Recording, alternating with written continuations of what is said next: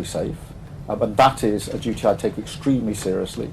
These are volatile times, and I'm really pleased here at NATO that has been the mood of the summit, and this has been a strengthening of NATO, not just numerically with new members coming this time for their second summit, but a stronger NATO, and a real sense of resolve and purpose coming out of today with the commitment in relation to the 5%.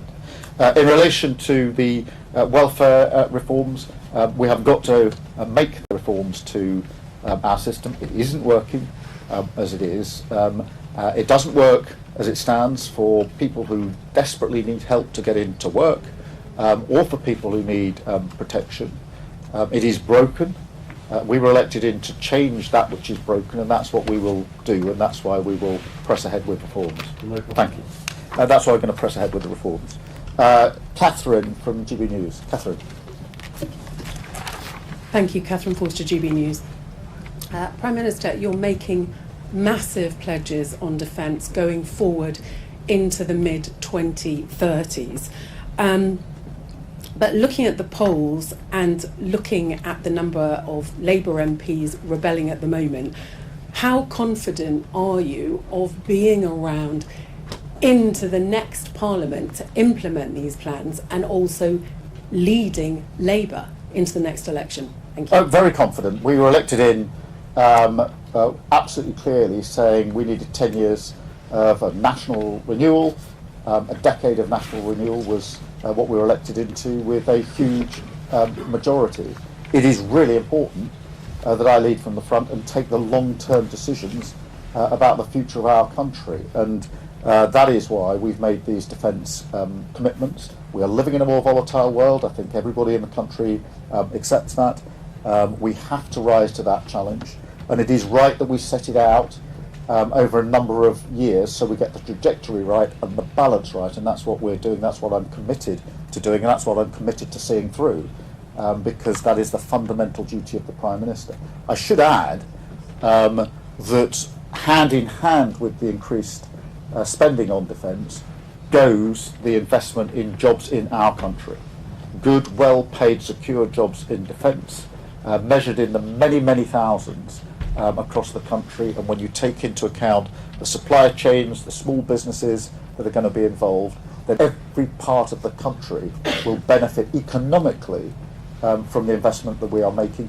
And of course, as you would expect, I've had numerous discussions with other leaders here about joint work on procurement, manufacturing and building of capability, and we have a reputation that goes before us as a partner that other countries want to work with, and that will bring even more money into our economy. So I'm very pleased that we are seen in that way by our colleagues and seem to be leading with other countries wanting to work with us.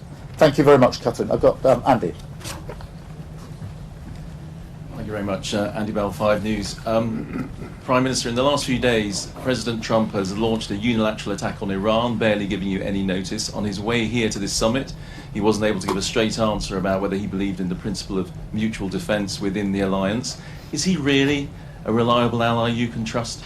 Yes, we work very closely with the United States. We have done for many years. Our teams are constantly talking to each other, as they were throughout last week. You will have observed that after I got back from Canada at the G7, I went straight into a COBRA meeting. The purpose for that was to ensure that we were ready for whatever might happen, including a strike by the US.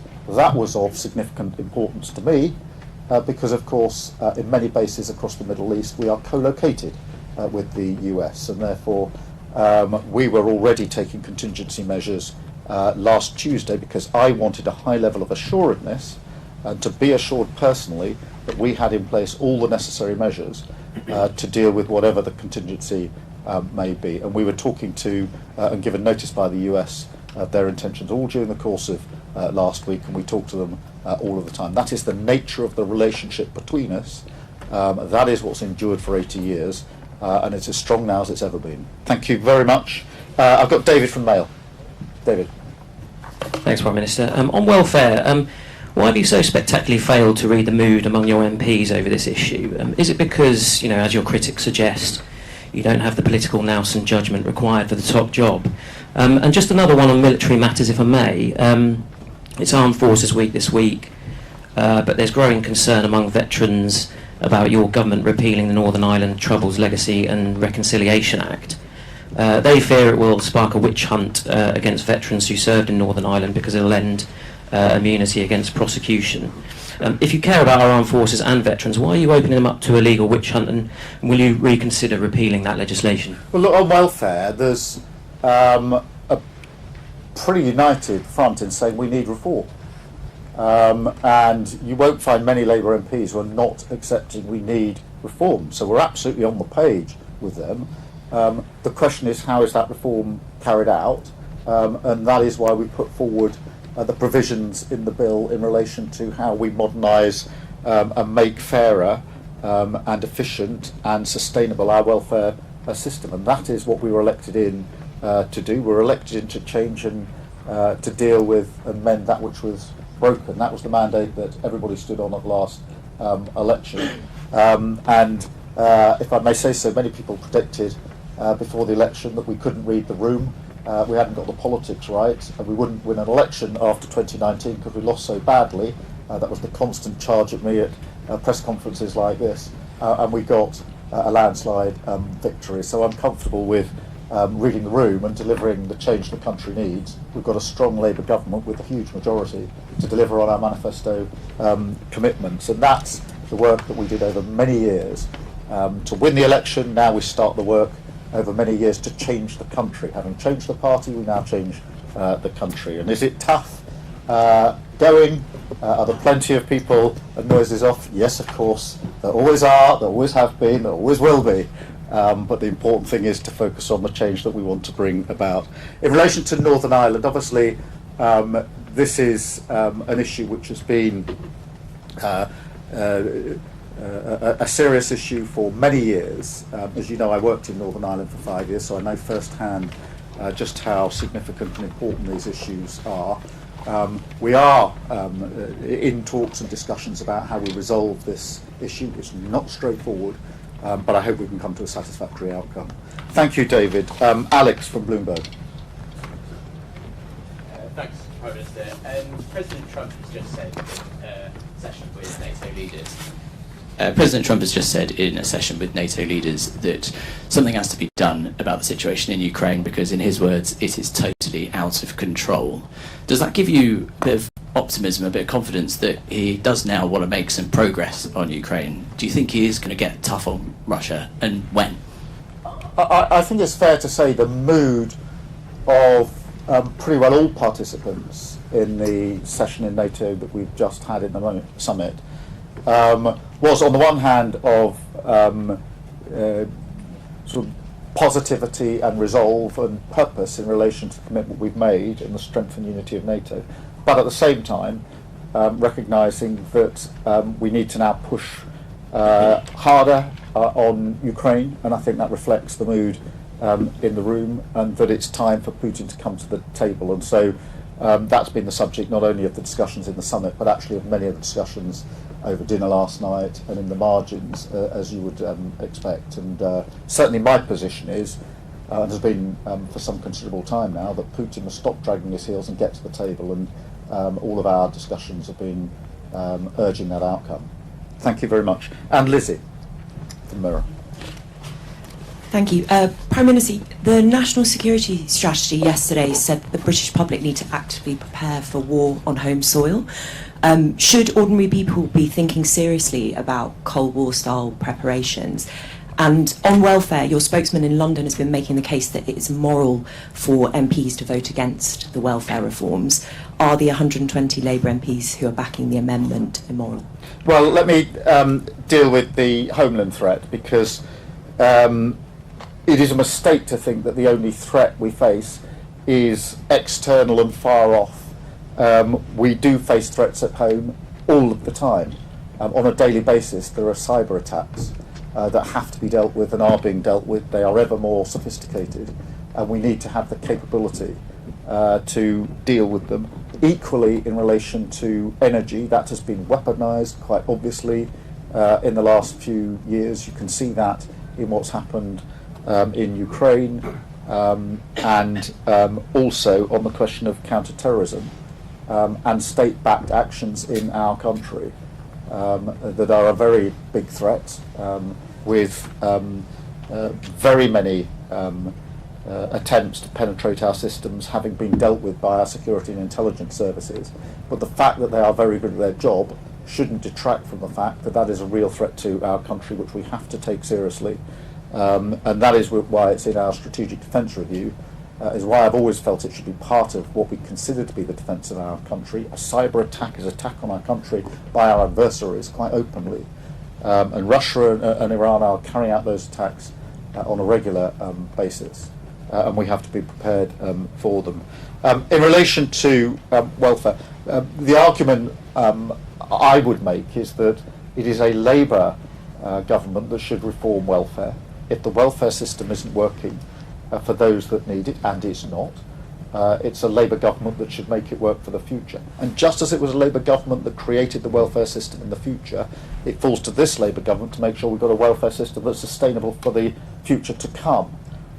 So much like we did on health, we created the health service, and now we have to ensure that it's fit for the future. Same with welfare. That is a progressive argument, that is a Labour argument, and it's the right argument to make.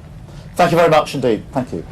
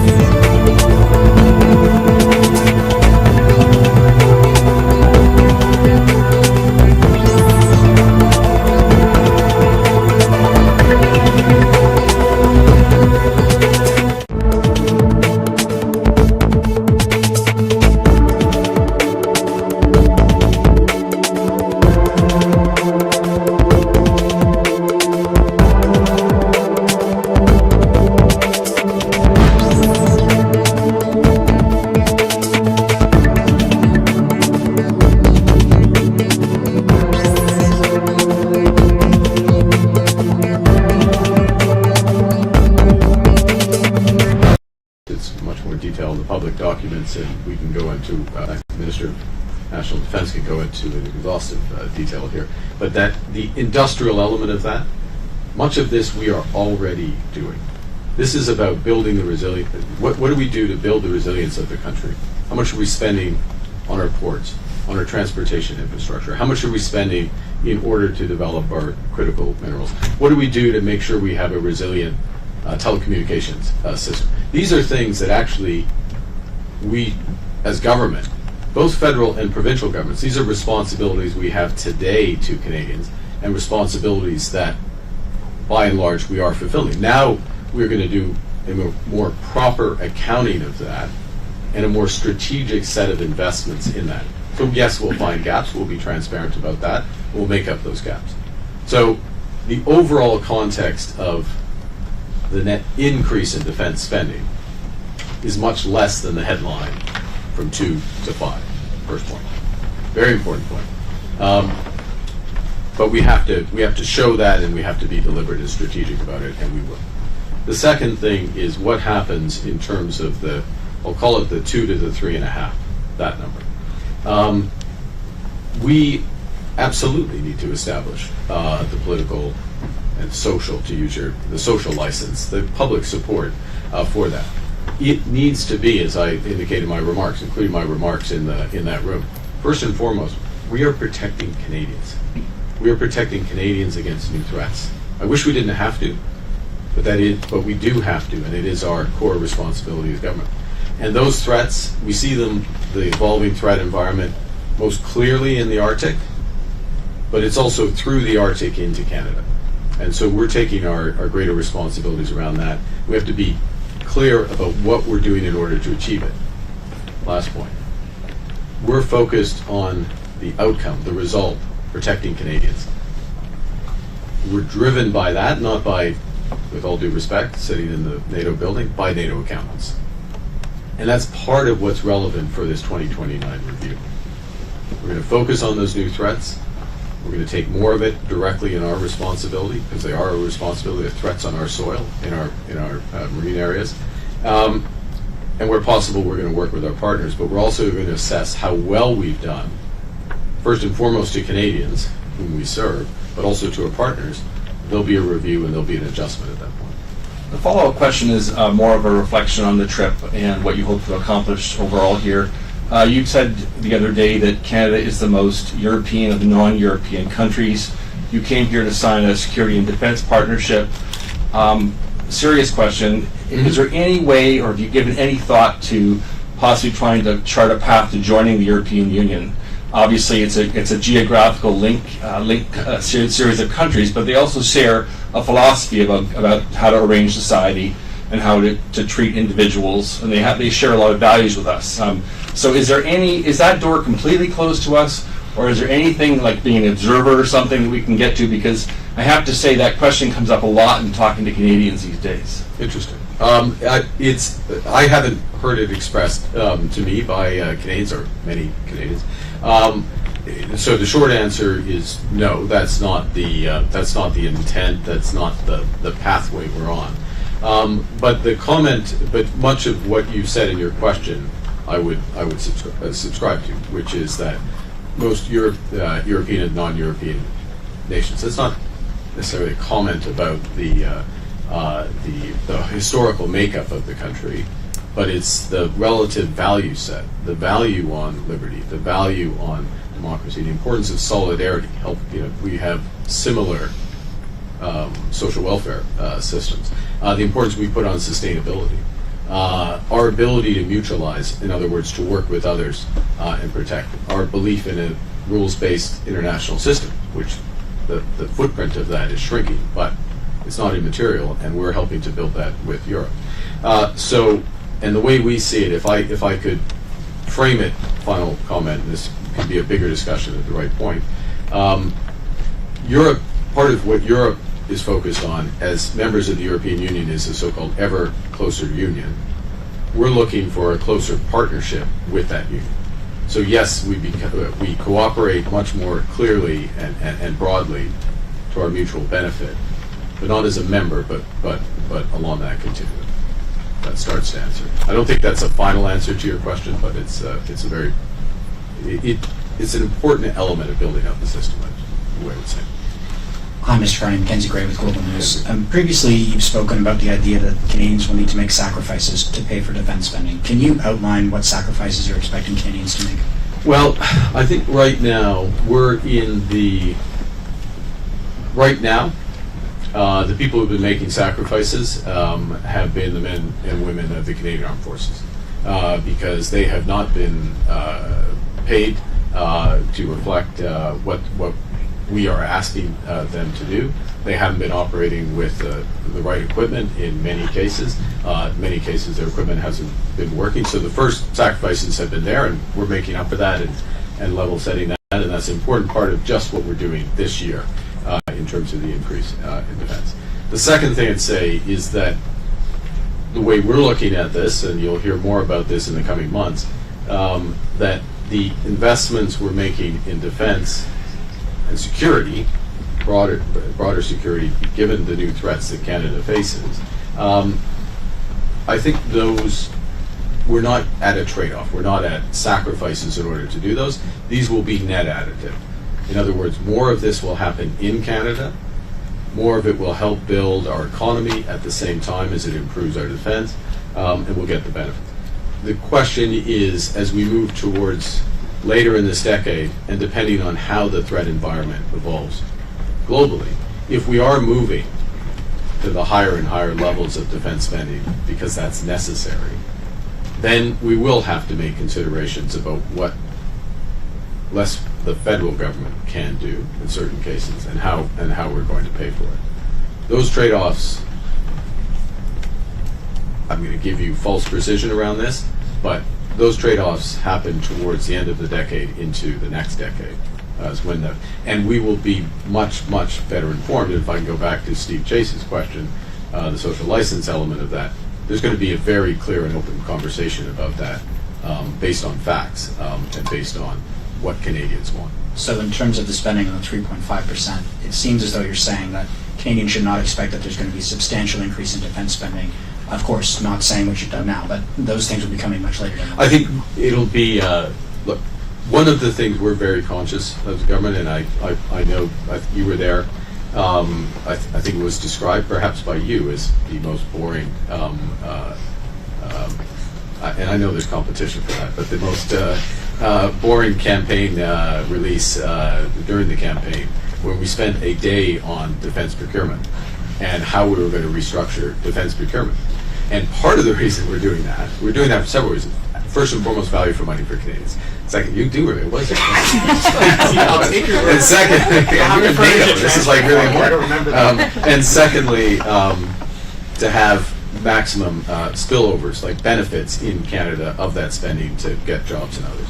But thirdly, this issue about how quickly we move up, because one of the things, it's in anything, it's not just in defense, if you all of a sudden start spending a lot more money in one area, you can end up spending a lot more money on rising prices and choke points. That's part of the reason why we're cooperating more closely with the Europeans. Part of the reason why we continue cooperation with the U.S. in the right areas, but also part of the reason why this increase will happen at a measured pace, or we'll try to do it at a measured pace, and that it has that consequence. Bonjour, je suis Carnier avec Gamage de Radio-Canada. C'est quand même substantiel comme marche à monter en termes de dépenses militaires. Est-ce que vous allez demander aux Canadiens de se serrer la ceinture à un moment donné pour y arriver? Est-ce que vous devrez demander aux Canadiens de se serrer la ceinture, ou pour reprendre le terme de Marc, avez-vous l'impression que vous devrez demander aux Canadiens de faire des sacrifices pour y arriver? OK. Dans ce contexte, pour le moment, et pour les prochaines quelques années, jusqu'au... et c'est pas exact, mais on peut pas être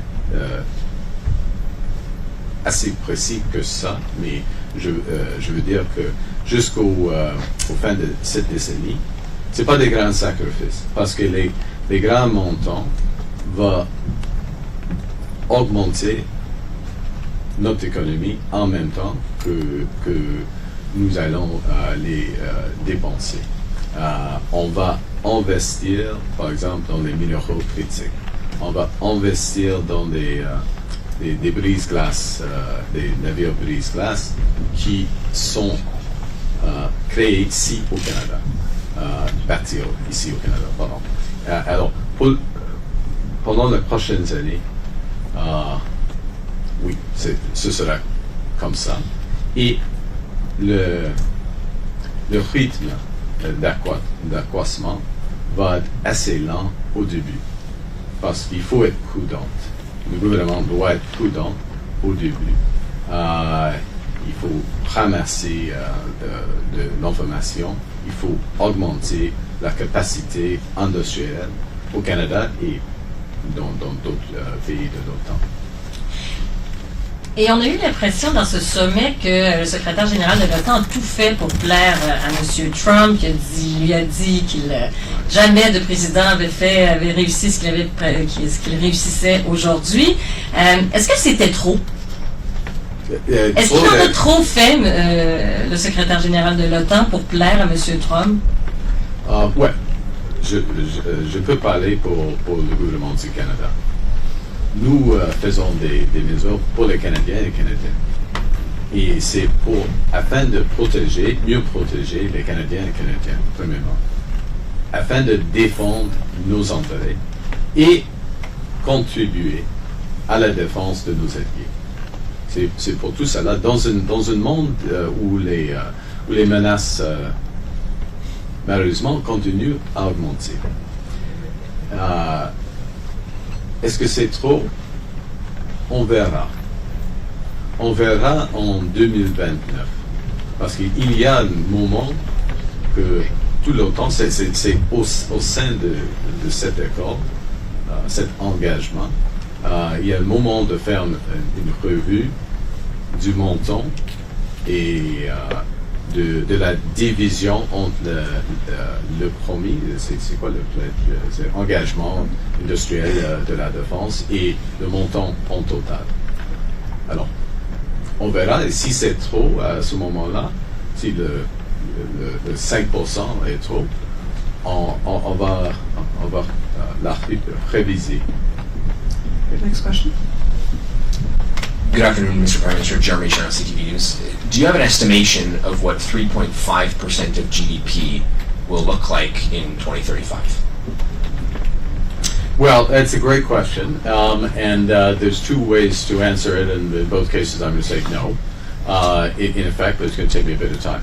And the reason is this, is that, and this is a crucial point that we have been making, the ambassadors here have been making, the ministers have been making, his officials have been making, I make in the room and in bilaterals, is the world is changing quite rapidly. We all know that in terms of the threats. The nature of warfare and defense is also changing quite rapidly. You just look at the experience on the front lines in Ukraine, drone technology, the revisions to drone technology, the integrations of drones with radar surveillance, the targeting. I mean, these are 3-month cycles, product cycles that are happening in terms of the changes. The cost footprint is potentially substantially less. It is substantially less in terms of much of what is being fought. We have not, Canada, NATO more broadly, have not yet integrated those learnings. And that's first. People know they need to do that, but that's part of the questions that's going to evolve over time.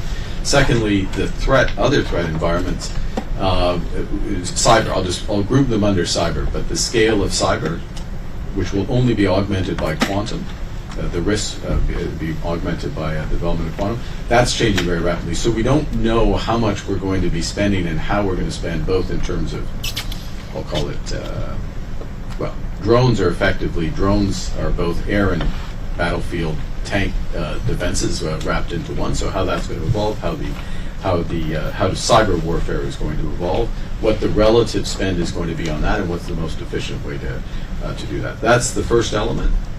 The second element is whether the threat environment itself changes, because we should spend for the environment, not for some what could be an arbitrary number.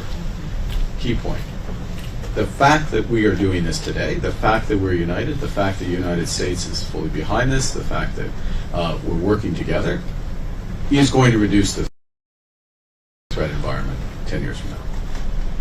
Certainly, now, we'll never be able to precisely answer that, what it would have been versus what it is there, but the deterrence element of NATO has just gone up substantially, and it's crucial. And we would really feel it if we went in the other direction. My follow-up's on the Middle East. Have you seen intelligence from the U.S. attack on Iran's nuclear sites, and do you know how far set back Iran's nuclear attack or nuclear capabilities were by this attack? Yeah, I don't have intelligence that I can share with respect to that. I will say that the U.S. attacks degraded Iran's nuclear capability, nuclear weapons capability. Crucial point here. We're now all talking about what we should be talking about, which is this was nuclear weapons capability that they were developing, and that has been degraded. That shift with some other factors and the clarity, I think, of the U.S. actions and the intent, and I would add to that the neutrality, not quite diplomatic language necessarily used by the president yesterday, but it was neutral language that the president used yesterday. The combination of those factors have contributed to a ceasefire, which is in very early days, and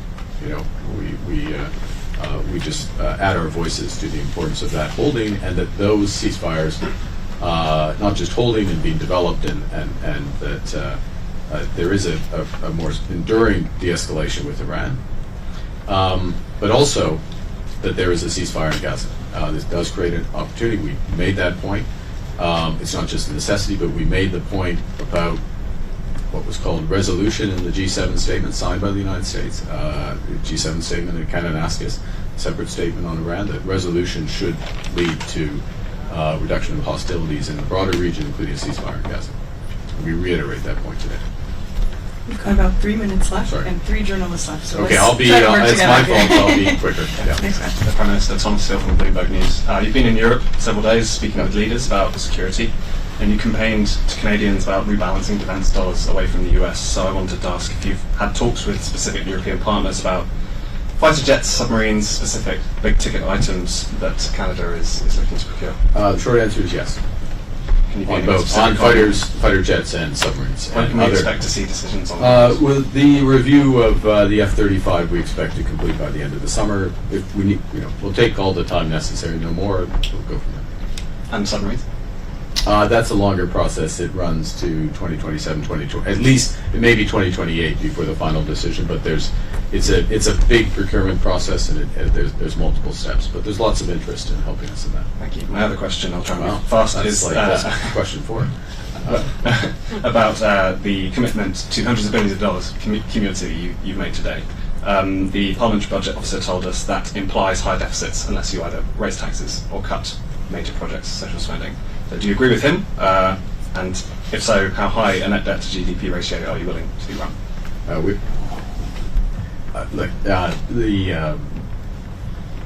We will grow this economy. We'll grow this economy. We'll balance our operational budget in 3 years. That's our commitment. But we will also invest in this country, including in our defense industry. Thank you. This country being Canada, not Netherlands. Yeah. Thank you. Prime Minister Kate McKenna from the CBC. In your platform, you made some very specific promises related to defense procurement, including artillery and other things. I'm wondering, is that your roadmap to hit this 3.25 or 3.5%, and will it get you there, or will you have to do additional things? Thanks for the question. No, it's your question's on point. Those commitments, the elements that were identified in the platform, and there's obviously questions of amount, but that they would be consistent with defense spending in the low twos percent of GDP. So there's additional capacities that would need to be developed. And my follow-up, did you pick the 2029 review because Donald Trump will be out of office? Will he be out of office? Oh, in January, I didn't yes. realize that. Okay. Look, it's a natural time to review. We'll have enough information at that point. I think we all recognize Canada. Well, I'll speak for Canada. We have more to do given the threats that we face, so we can see an increase in both defense spending and defense industrial spending for the next few years. We'll lay that out in more detail as we work it through. But that's a reasonable amount of time. We'll have enough information. We can do a course correction individually and collectively at that point. We'll have time for one last question. There we go. Hi, Prime Minister. Rory Brister, CBC, batting cleanup. There you go. I want to pick up on a couple things that you've been asked already about defense procurement. There are a number of legislative and authorities that the Canadian government has to be able to speed up defense procurement. Do you anticipate on some of the high-value projects using those authorities? It's a great question. The first thing we look to do is change the machinery of defense procurement, if I can put it that way. This new defense procurement agency with Secretary of State Fuhrer is the Secretary of State responsible for that. Obviously, working closely with both the Department of National Defense and what's called the Department of Government Transformation, but basically Procurement Canada. So that's the first. There are elements of that, though, that we've identified where we will look to make adjustments with appropriate authority, but make adjustments to our ability to buy Canadian and our ability to buy more rapidly as appropriate. My final question relates to the other half of the summit that was talked about, and that's Ukraine.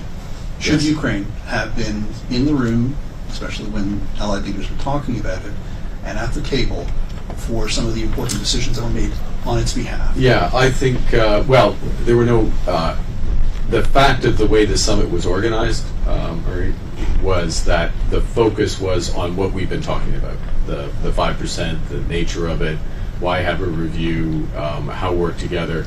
our big emphasis, by the way, one thing I will emphasize, I'm just going to take this opportunity, which is because the threat environment is changing globally, and for Canada, I keep coming back to the Arctic and the threat to the Arctic. That's something, our view of the threats in the High North, as High North being a term that, say, the Norwegians and the Swedes and others would use, the Icelandic countries, the whole Nordic group of countries, there's a much greater focus on that. And one of the points we're making in the room is NATO needs to take that into account as it develops its thinking about what are the responsibilities of the members, what are the capabilities we need to develop. We don't need a bunch of Black Hawk helicopters up in the Arctic, right? We need icebreakers. We need radar. We need submarines. We need people on the ground, etc. Okay, you get my point. So the point is that I use that as an example, but that was the nature of the discussion in the room and much of the nature of the discussion in the quarters, the core of the decisions that were taken. So in that regard, Ukraine, Ukraine didn't need to be part of that discussion. That said, would we have preferred, Canada have preferred, a special session with NATO, with Ukraine? Absolutely. It's why we invited President Zelensky to the G7. I sat at dinner with President Zelensky last night. I had a separate series of conversations with him. I made points in the room, in this case, and a few others did, about Ukraine and what next steps. I took the opportunity to emphasize the importance of comprehensive, by which I mean all NATO members, financial sanctions against Russia. And there is a huge opportunity here. Europe's considering their sanctions this week, their 18th package. There is legislation ready in the U.S. Senate under Senator Graham's sponsorship in the U.S. It would be very powerful if they, in both those jurisdictions, EU and the U.S., joined Canada with our latest sanctions. And that would really help tip certainly the economic balance in this struggle. So yes, it would have been better to have a session. We didn't have it, but in the actual session, myself, several others made points, but the bulk of the discussion was about the core decision. Thank you. Thank you. This was our press conference. C'est ce qui va faire la conférence de presse. Merci.